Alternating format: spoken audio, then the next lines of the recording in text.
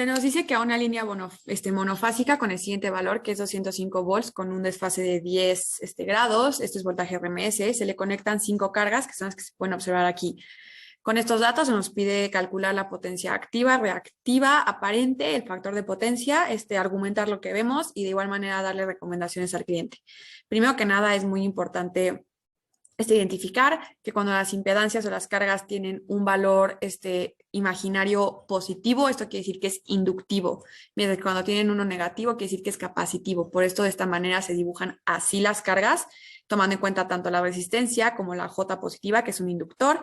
Esto sucede en las primeras tres cargas, mientras que en la cuarta nada más se nos da un valor negativo imaginario, lo que quiere decir que es un capacitor. Aquí no se nos da resistencia, por lo que únicamente se dibuja un capacitor. Sin embargo, esto es una manera muy ideal de describirlo, ya que en la vida real sí habría una resistencia por más mínima que sea.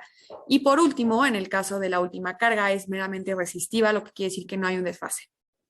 Para poder empezar a calcular el triángulo de potencias, es muy importante calcular la corriente total. Nos damos cuenta que está conectado en paralelo, lo que quiere decir que la corriente se distribuye entre cada rama, por lo que al sumar y calcular la corriente de cada rama y al sumar estas corrientes obtendremos la corriente total de línea, que es justamente la que queremos para poder calcular las diferentes potencias que conforman el factor de potencia.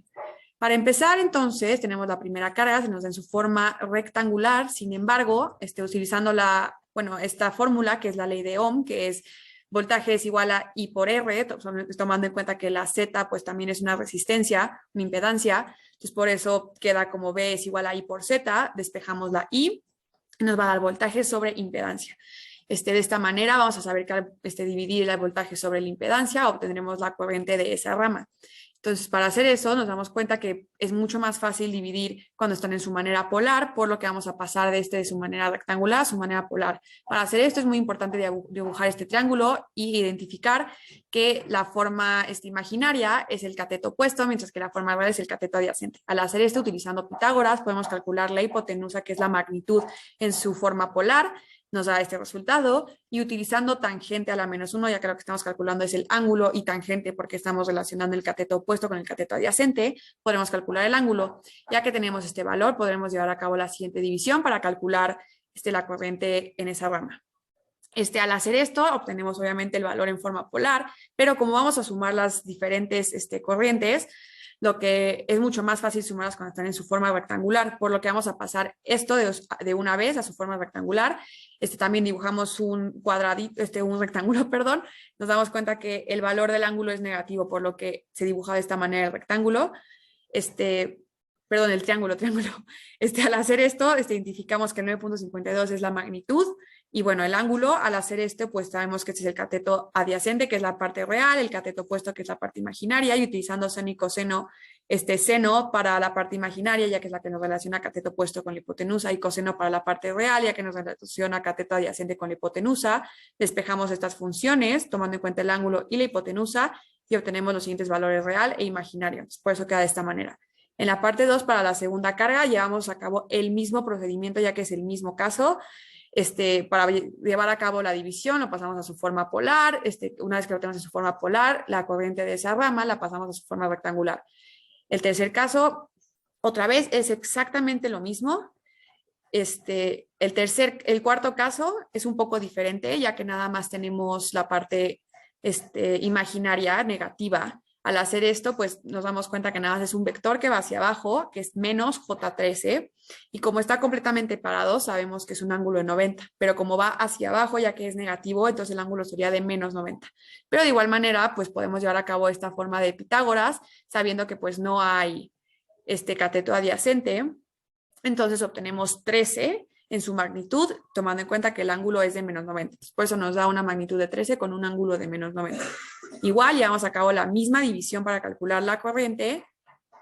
Obtenemos esto y nos damos cuenta que el ángulo es de 100, lo que quiere decir que el ángulo, como se puede observar en esta pequeña gráfica, se pasa al vector, al cuadrante negativo, por lo que la parte real nos va a dar negativa y la parte imaginaria pues nos da este valor. Por último, en la última carga, que es meramente resistiva, como mencioné anteriormente, no hay ningún tipo de desfase, entonces por eso nos queda 50 con un ángulo de 0. Llevamos a cabo otra vez la misma división con la misma fórmula, lo pasamos a su manera rectangular, y al hacer esto vamos a poder, sumando todas las corrientes de cada rama, vamos a poder calcular la corriente de línea. Hacemos esto y nos da la siguiente corriente de línea.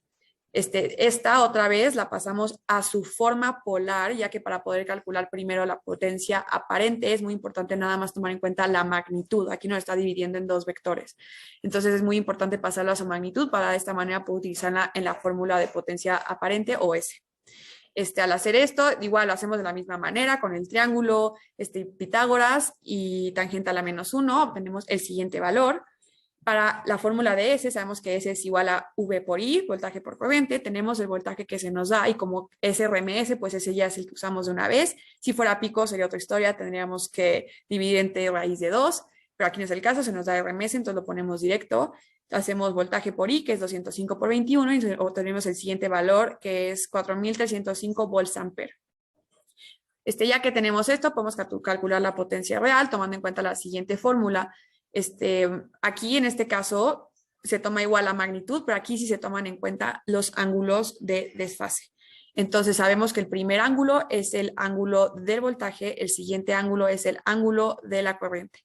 Entonces, 205 por 21 coseno de 10, que es el ángulo de la corriente, menos el ángulo el ángulo del 10 del voltaje, menos 22.76 el de la corriente, nos va a quedar un ángulo negativo, que será de menos 12.76. Y bueno, al hacer esta multiplicación, obtenemos una potencia real de 4.198.68 watts. Al tener esto, ya podremos calcular factor de potencia. Sin embargo, lo calculamos con coseno.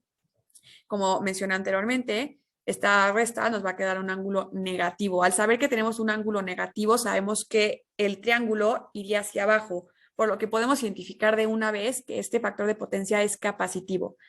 Y bueno, justamente al calcular la Q, vamos a comprobar esto, ya que al calcular la Q nos vamos a dar cuenta, este es el triángulo de potencia tradicional, nada más que pues en este caso iría hacia abajo, pero al hacer esto con tangente, que estamos haciendo una cateto opuesto con cateto adyacente, vamos a obtener un valor negativo de Q, que es de menos 950.83 volts ampere reactivos. Al hacer esto nos damos cuenta que, bueno, un ángulo de potencia, un triángulo de potencia con un factor de potencia alto, eso quiere decir que el ángulo es pequeño, por lo que lo dibujamos de esta manera. Este es la Q positiva. Sin embargo, a nosotros como el ángulo es negativo, se nos va hacia abajo obteniendo una Q negativa. Esto no es bueno para el sistema, esto quiere decir que hay demasiados bancos de capacitores o demasiada capacitancia, por lo que una recomendación importante para el cliente sería retirar capacitores de ese banco de capacitores o disminuir la capacitancia de este capacitor para evitar que la Q sea negativa, ya que esto puede dañar el sistema a largo plazo. Claramente queremos que la Q sea lo más chica posible para obtener un factor de potencia muy alto, pero no queremos que esta Q sea negativa, ya que esto puede ser dañino para el sistema. Entonces, la recomendación final sería retirar capacitores del banco de capacitores.